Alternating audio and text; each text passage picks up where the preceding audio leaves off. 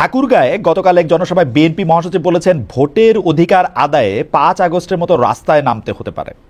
মানে 5 আগস্টের পর বিএনপির মধ্যে আমরা -2 আতঙ্ক দেখেছি, মাঝে ছিল না, এখন আবার সেই -2 ফর্মুলার ভয় কি বিএনপির মধ্যে কাজ করছে? মানে মির্জা ফখরুল আলমগীর কে যদি আমরা কোট করি, তিনি বলছেন ওই যেমন 5 আগস্ট ঐক্যবদ্ধ হয়ে রাস্তায় নেমেছিলেন, ঠিক সেই মতো ঐক্যবদ্ধ হয়ে রাস্তায় নামতে হবে। আপনারা কার বিরুদ্ধে ঐক্যবদ্ধ হতে যাচ্ছেন বা চাচ্ছেন, এবং দেখুন মানে সেটি কিরকম যে 5 আগস্টের সাথে কেন এই সময় তুলনা হলো ব্যারিস্টার কাজল? না, আমার কাছে মনে হয়েছে যে মির্জা ফখরুল ইসলাম আলমগীরের একটি বক্তব্যকে যদি আপনি ইন আইসোলেশন যদি বিবেচনা করেন, তাহলে এর নানা রকম ব্যাখ্যা হতে পারে, নানা রকম অর্থ হতে পারে। আমার মনে হয় যে এই অন্তর্বর্তীকালীন সরকার গঠন করার পরে বিএনপির পক্ষ থেকে কনসিস্টেন্টলি বলা হয়েছে যে দেশের কিছু গুরুত্বপূর্ণ সংস্কারের ক্ষেত্রে বিএনপি সময় দিতে চাই। বিএনপির পক্ষ থেকে প্রথম থেকেই বলা হয়েছে যে এই সংস্কারের জন্য একটা নির্দিষ্ট সময়সীমা এবং নির্বাচনের জন্য একটি রোড ম্যাপ দিতে হবে। এবং আমি গত কদিন আগে আপনি যদি খেয়াল করে দেখেন যে প্রধান উপদেষ্টা তিনি একটা ধারণা দিয়েছেন যে কোন সময় নির্বাচন হতে পারে, সেটা হচ্ছে 2025 সালের ডিসেম্বর এবং 2026 সালের প্রথমার্ধে। একদিন পরেই প্রধান উপদেষ্টার প্রেস সচিব তিনি বলেছেন এটা জুন 2026 সাল। আমি একটু বলি, আমি যেটা মানে আমার যেটা আন্ডারস্ট্যান্ডিং, ডক্টর মোহাম্মদ ইউনূস বলেছেন যে 2025-এর শেষে অথবা 2026-এর প্রথমার্ধে। এখন প্রথমার্ধের অনুবাদ আমরা সাংবাদিক শফিক ভাই আর আমি দীর্ঘদিন একসাথে সাংবাদিকতা করেছি, প্রথমার্ধ মানে জুন মাস পর্যন্ত, তিনি সর্বোচ্চ জুন মাসটা পর্যন্ত ধরে রেখেছেন আর কি। না, আমি বলছি মির্জা ফখরুল ইসলাম আলমগীর সাহেবের এই বক্তব্যটা হচ্ছে, দেখেন বিএনপি কিন্তু বিগত হাসিনা সরকারের বিরুদ্ধে দীর্ঘদিন পর্যন্ত আন্দোলন করছে। তার অন্যতম কারণ ছিল মানুষের ভোট এবং ভাতের অধিকার, মূলত গণতন্ত্রহীনতা, খুন গুম রাহাজানি, একটা স্বৈর শাসন যে দীর্ঘদিন চলে আসছিল তার বিরুদ্ধে কিন্তু বিএনপি দীর্ঘদিন আন্দোলন করেছে। ছাত্র জনতার আন্দোলনে জুলাই এবং আগস্টের যে বিপ্লবের ফসল আমরা দেখছি, সেখানেও কিন্তু মানুষের অন্যতম আকাঙ্ক্ষা কিন্তু যে দীর্ঘদিন পর্যন্ত গণতন্ত্র নেই, দীর্ঘদিন পর্যন্ত মানুষের অধিকার নেই, সুশাসন নেই। এবং তার সবচেয়ে বড় কথা, গণতন্ত্রহীনতার অন্যতম কারণ হচ্ছে মানুষের ভোটাধিকার নেই, একনায়কতন্ত্র চালু হয়েছিল। সুতরাং এই যে হাসিনা বিরোধী যে আন্দোলন, সমস্ত গণতান্ত্রিক শক্তি, তার অন্যতম উদ্দেশ্য ছিল যে একটি অবাধ, সুষ্ঠু এবং নিরপেক্ষ নির্বাচনের মাধ্যমে জনগণের সরকার প্রতিষ্ঠা করা। বাস্তব কথা হচ্ছে এই অন্তর্বর্তীকালীন সরকার একটা অস্বাভাবিক পরিস্থিতিতে ক্ষমতা গ্রহণ করেছেন। সুতরাং এই অন্তর্বর্তীকালীন সরকারের অন্যতম কাজ হচ্ছে যত দ্রুত সম্ভব কিছু সংস্কার প্রস্তাবের একটা স্ট্রিমলাইন করে নির্বাচনের দিকে এগিয়ে যাওয়া। বিএনপির মতো একটি রাজনৈতিক দল যারা মনে করে যে যত দ্রুত সম্ভব বাংলাদেশে নির্বাচন হলে জনগণের ম্যান্ডেট তাদের পক্ষে থাকবে, সেই দল তো স্বাভাবিকভাবে নির্বাচনের কথা বলবে, এটাই স্বাভাবিক। এখানে আরেকটি কথা বলে রাখি, আমি একটু আরেকটি কথার আগে ব্যারিস্টার কাজল আমি একটু জানতে চাইতে পারি, এইটা আমি আসলে যত দ্রুত সম্ভব বলতে যেটা বোঝানো হয়েছে, আপনি একজন মানে বিশিষ্ট আইনজীবী, আপনি কি একটু বলবেন আপনি যদি এইটার দায়িত্বে থাকতেন এই যত দ্রুতটা কত দ্রুত সম্ভব হতো? হ্যাভিং ইন ইউর মাইন্ড আমাদের পুলিশ বাহিনী এখন কাজ করতেছে না, নানা ধরনের সমস্যার মধ্যে দিয়ে আমরা এখন আসি। আমি একটা কথা বলি, বাংলাদেশে আজকে অন্তর্বর্তীকালীন সরকার নামক যে সরকারটি আমাদের সংবিধানের 106 অনুচ্ছেদে সুপ্রিম কোর্টের আপিল বিভাগের মতামতের ভিত্তিতে চলছে, আমি আবারও বলছি, আমি রিপিট, এরকম একটি অস্বাভাবিক অবস্থা কিন্তু আমরা 1/11 পরেও কিন্তু দেখেছি। প্রায় 2 বছর সেই সরকার ছিল। সাধারণ মানুষ কিন্তু একটা অনির্বাচিত সরকারকে খুব বেশি দিন গ্রহণ করে না, 1। 2 নম্বর হচ্ছে কোন রাজনৈতিক সরকার, গণতান্ত্রিক সরকারের জনগণের প্রতি যে দায়বদ্ধতা, সেই দায়বদ্ধতা থেকেও কিন্তু তারা অনেক সময় নিজেদেরকে নিয়ন্ত্রণ করে তাদের কার্যক্রম পরিচালনার ক্ষেত্রে। আমি যদি বর্তমান সরকারের সঙ্গে 2 বছরের শেষাশিত সরকার মঈনুদ্দিন ফখরুদ্দিন সরকারের কথা বলে দেখি, মানে তুলনা করে থাকি, তাহলে দেখবেন সে সময় সরকারের নানা ব্যক্তিজনের বিরুদ্ধে নানা রকম অভিযোগ কিন্তু উঠেছিল। সেই অভিযোগটা এই অন্তর্বর্তীকালীন সরকারের বিরুদ্ধে উঠবে আমি এমন আশঙ্কা আমি করতে চাই না। তবে একথা মনে করি যে যদি কোনো কারণে এরকম একটি অন্তর্বর্তীকালীন সরকারের কোনো ব্যক্তি কিংবা অংশীজনের বিরুদ্ধে এই ধরনের কোনো অভিযোগ ওঠে, তাহলে জাতি হিসেবে আমাদের জন্য অত্যন্ত সুইসাইডাল হবে। আমি মনে করি এই অন্তর্বর্তীকালীন সরকারের যে সার্বজনীনতা, বিশেষ করে 5ই আগস্টে ছাত্র জনতার বিপ্লব এবং দীর্ঘদিনের রাজনৈতিক সংগ্রামের পরে, কিন্তু কাজল ভাই সরি টু ইন্টারাপ্ট, আমি যেটা জানতে চাইছিলাম সেটা আপনি বলেন, মানে আসলে আপনি কি মনে করেন বা বিএনপির চাওয়াটা কি ছিল? মানে আমি আপনাকে একটু মনে করেন বিএনপি চাওয়া ছিল ওরা 3 মাসের মধ্যে ইলেকশন দিতে পারবে? Is it practical? না, আমি প্র্যাকটিক্যালি প্রশ্ন, আপনি খেয়াল করে দেখেন বিএনপি কিন্তু প্রথম থেকে বলে আসছে অন্তর্বর্তীকালীন সরকারকে যৌক্তিক সময় দিতে চাই। সেটা কতদিন যৌক্তিক সময়?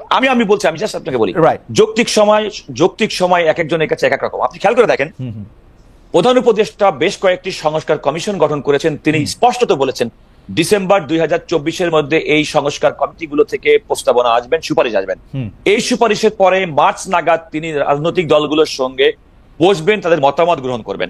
তাহলে এই সরকারের অন্যতম প্রায়োরিটি হচ্ছে যে একটা সংস্কার প্রস্তাব বিভিন্ন অংশীদারদের সঙ্গে কথা বলে সংস্কার প্রস্তাব দেওয়া এবং রাজনৈতিক দলগুলোর মধ্যে সেগুলো একটা ঐক্যমত সৃষ্টি করা। ইতিমধ্যে নির্বাচন কমিশন গঠন করা হয়েছে। আমি কিছুক্ষণ আগে টেলিভিশন স্ক্রলে দেখছিলাম যে জানুয়ারি 2 তারিখ থেকে ভোটার তালিকা হালনাগাদ করা হবে। তাহলে একটা নির্বাচনের পথে নির্বাচন কমিশন হাঁটছে। দুর্নীতি দমন কমিশন ইতিমধ্যে গঠন করা হয়েছে। সরকার কর্তৃক প্রণীত, বর্তমান অন্তর্বর্তীকালীন সরকার কর্তৃক প্রণীত সংস্কার কমিশনগুলো তাদের সংস্কার প্রস্তাবগুলো অনেকাংশে এগিয়ে আনছেন। সুপ্রিম কোর্টের মতো জায়গায় বিচার বিভাগের নিয়োগের জন্য বিচার সংস্কার কমিশন পর্যন্ত করা হয়েছে, নিয়োগ কমিশন পর্যন্ত করা হচ্ছে। তাহলে সংস্কারের যে প্রাথমিক পর্যায়ে যেগুলো রাজনৈতিক দলের ঐক্যমতের ভিত্তিতে পরবর্তী নির্বাচিত সরকার সেগুলোকে এগিয়ে নিয়ে যাবেন, তার কিন্তু অনেকাংশে কাজ কিন্তু অন্তর্বর্তীকালীন সরকার ডক্টর ইউনূসের নেতৃত্বাধীন সরকার করে ফেলেছে। তাহলে আপনার এখন আমি একটা কথা বলি, ইমপ্লিমেন্টেশন প্রসেস। আমি আপনাকে আবারও বলি, খেয়াল করে দেখুন, এই সরকারের কিন্তু ইমপ্লিমেন্টেশন প্রসেসের কোন লিগাল ইনস্ট্রুমেন্ট এই সরকারের হাতে এখন পর্যন্ত নেই। আমি sorry to repeat it again, এই সরকার, কারণ আমাদের অন্তর্বর্তীকালীন সরকারের কোন ধারণা যেটা ত্রয়োদশ সংশোধনের মাধ্যমে আমাদের কাজল ভাই, আমরা এই প্রসঙ্গে বিস্তারিত আলাপ করতে পারি, আমরা এটা নিয়ে অনেক কথা কইতে পারি, কিন্তু আপনি এইটা আমাকে বলেন যে আপনি যেই পথটা বললেন, এই যে নির্বাচন কমিশন গঠন করা হয়ে গেছে, তারা আসলে ভোটার তালিকা হালনাগাদ করবে, মার্চ নাগাদ রাজনৈতিক দলগুলির সাথে কথা বলবে। আমার ধারণা জুন বা জুলাই মানে দ্বিতীয় যে মানে কোরবানি ঈদের পরেই একটা সময় দেখে নির্বাচন কমিশন একটা ডেট ঘোষণা করে দিবে এবং 2025-এর শেষে ইলেকশন হবে। মোটামুটি ভাবে এইটাই বলছেন তিনি, হাতে সময় রাখার জন্য বলছেন, বড় জোর এটা 26-এর প্রথমার্ধ পর্যন্ত। আমি আপনাকে মানে এইটার মধ্যে আপনাদের মানে আপনারা আর কত যৌক্তিক। জি, আমি একটা ছোট্ট কথা বলি। প্রথম কথা হচ্ছে, দেখুন, একটি রাজনৈতিক সরকার, একথা মানতে হবে যে রাজনৈতিক সরকার ছাড়া কিন্তু দেশ পরিচালনা সম্ভব না। রাজনীতিবিদরাই দেশ পরিচালনা করবেন, তারাই দেশের মানুষের কল্যাণ করবেন।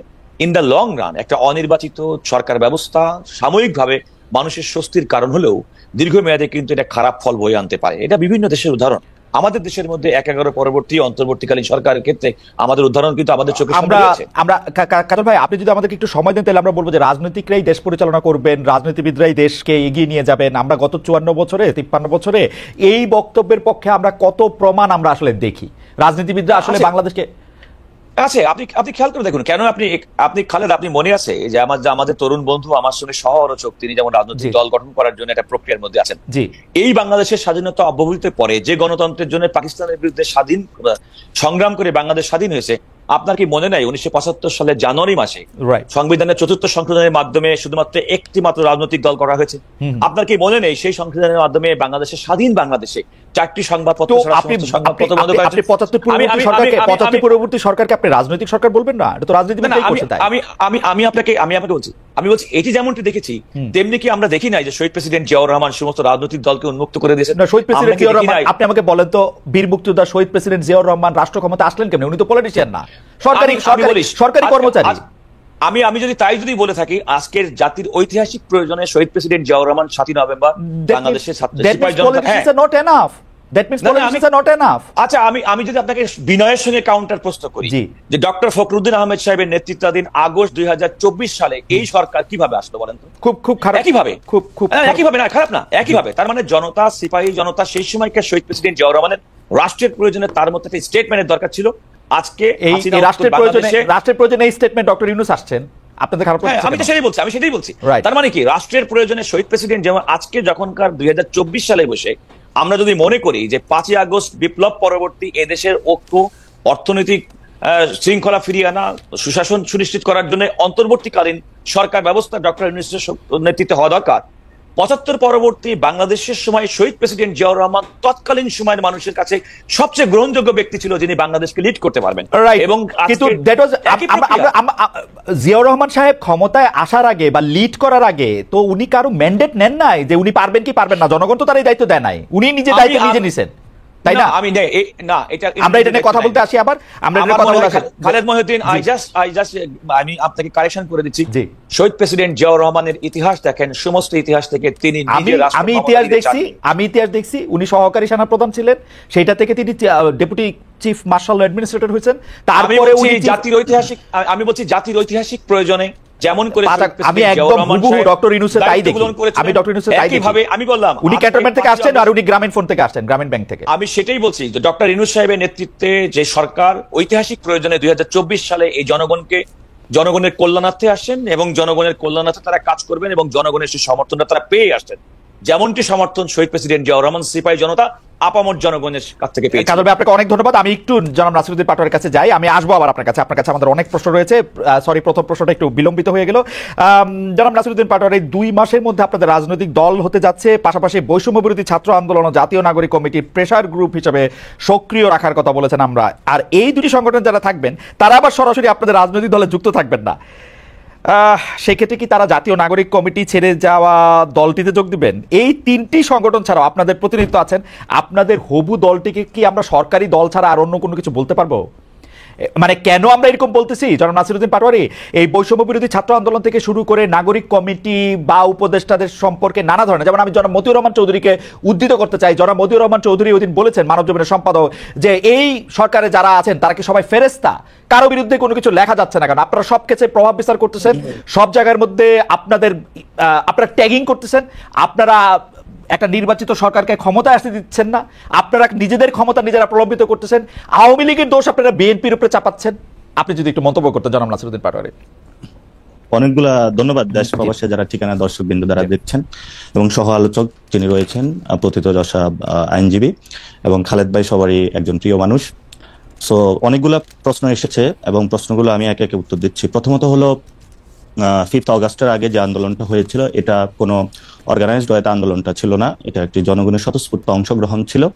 এই অংশগ্রহণের মধ্যে যেটা আমরা চীন বা কম্বোডিয়া, ভিয়েতনাম বিভিন্ন দেশের যদি উদাহরণটা নিই, সেখানে কিন্তু একটি অর্গানাইজেশনের মধ্যে বিপ্লবটা হয়েছিল। ইভেন 90-এ যেটা হয়েছে বিভিন্ন অর্গানাইজেশন সেটা লিডিং পজিশনে ছিল।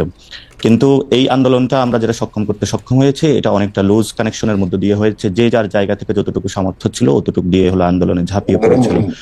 এবং আমরা আন্দোলনে প্রাথমিকভাবে ওই ধরনের কোনো অর্গানাইজ যারা ফোর্স বাংলাদেশের রাজনৈতিক শক্তি রয়েছে তাদেরকে ওইভাবে পাইনি। ফলত আমাদের জায়গা থেকে যারা কানেক্টিভিটির জায়গা থেকে যারা একদম সাধারণ প্রান্তিক লেভেলের মানুষ ছিল তারা অনেক বেশি অংশগ্রহণ ছিল।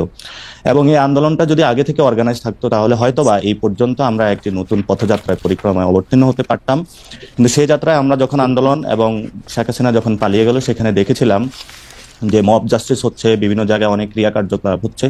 তখন আমরা চিন্তা করলাম যে আমরা বিভিন্ন জায়গায় যাত্রাবাড়িতে যিনি আছেন, মিরপুরে যিনি আছেন, উত্তরাতে যিনি আছেন, পুরো বাংলাদেশের রংপুর, সিলেট, এই যে বিভিন্ন ডটস গুলা বিভিন্ন জায়গায় রয়েছেন তাদেরকে আমরা একসাথ করার একটা উদ্যোগ নেই। একসাথ করার মধ্যে উদ্যোগ নিয়ে যদি আমরা একটা অর্গানাইজড ওয়েতে করতে পারি তাহলে হয়তো বা রাষ্ট্রের যে একটা জায়গায় আমরা মুক্তি দিয়েছিলাম সেই মুক্তিটা আরো ভবিষ্যতে এগিয়ে নিতে পারবো। তো সেখানে স্টুডেন্টদের একটা কানেক্টিভিটি ছিল বৈষম্য বিরোধী ছাত্র আন্দোলনের মাধ্যমে, কিন্তু নাগরিকদের ওইভাবে হলো একটা অর্গানাইজড ফোর্স ছিল না যারা আন্দোলনে এসেছিল। নাগরিকদেরকে আমরা কানেক্টেড তৈরি করার জন্যই কিন্তু জাতীয় নাগরিক কমিটি 8 সেপ্টেম্বরে গঠন করি, এবং সেখানে আমরা অনেকাংশে কানেক্টেড করতে সক্ষম হয়েছি। ভবিষ্যতে আরো এটা চলমান থাকবে।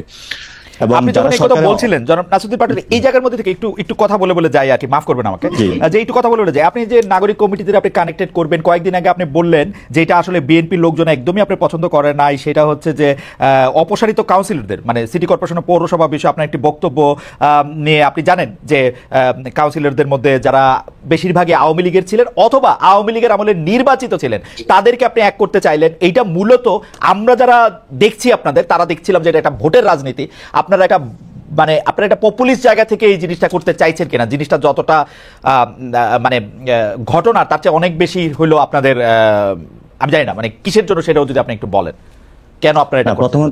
প্রথমত বিএনপি যে পছন্দ করছে না, এটা শুধু বিএনপি না, অন্যান্য রাজনৈতিক দল একই ধারাবাহিকতা আছে। কারণ আমরা বরাবরই বলে থাকি একটা জেনারেশনের রূপান্তর হয়েছে, অর্থাৎ পুরাতন যে ওল্ড সিস্টেম, এটা আমরা সেই 3 তারিখে এক দফা দাবি যেটা নাহিদ ইসলাম উত্থাপন করেছিলেন, পুরাতন যে বন্দোবস্ত রয়েছে, ফেসিস্ট বন্দোবস্ত, সেটার আমরা বিরোধিতা করছি এবং আমরা নিউ একটি রাজনৈতিক বন্দোবস্ত চাচ্ছি। তো পুরাতন বন্দোবস্তের মধ্যে আমরা দেখতে পাচ্ছি ইনস্টিটিউশন গুলো ধসে পড়েছিল। গত 53 বছর অনেকগুলো রাজনৈতিক দল এসেছিল, তারা এগুলোর কোনো সুষ্ঠু প্রক্রিয়ার মধ্যে গঠন করতে পারেননি। ন্যাশন যে জায়গা ছিল সেটাতে একটা ডিসক্রিমিনেটরি জায়গায় ঠেলে দিয়েছিলেন এবং একটি বিভাজনের রাজনীতিতে বাংলাদেশে গত 53 বছর ছিল। তো সেই জায়গা থেকে আমরা যখন উঠে দাঁড়িয়েছি নতুন ভাবে এই জেনারেশন, তরুণ জেনারেশন, যা আমরা বিভাজনের রাজনীতি চাই না, আমরা বৈষম্যের কোনো একটি সমাজ চাই না, তখনই যখন রাজনৈতিক দলগুলো দেখতে পাচ্ছে যে তাদের মধ্যে এই ক্রিয়া কার্যকলাপগুলো বিদ্যমান এবং তরুণ প্রজন্ম তাদের সেই ক্রিয়াগুলো বিরোধিতা করছে, তখনই কিন্তু বিভিন্ন রাজনৈতিক দল আমাদের বিরুদ্ধে দাঁড়িয়ে যাচ্ছে। আমরা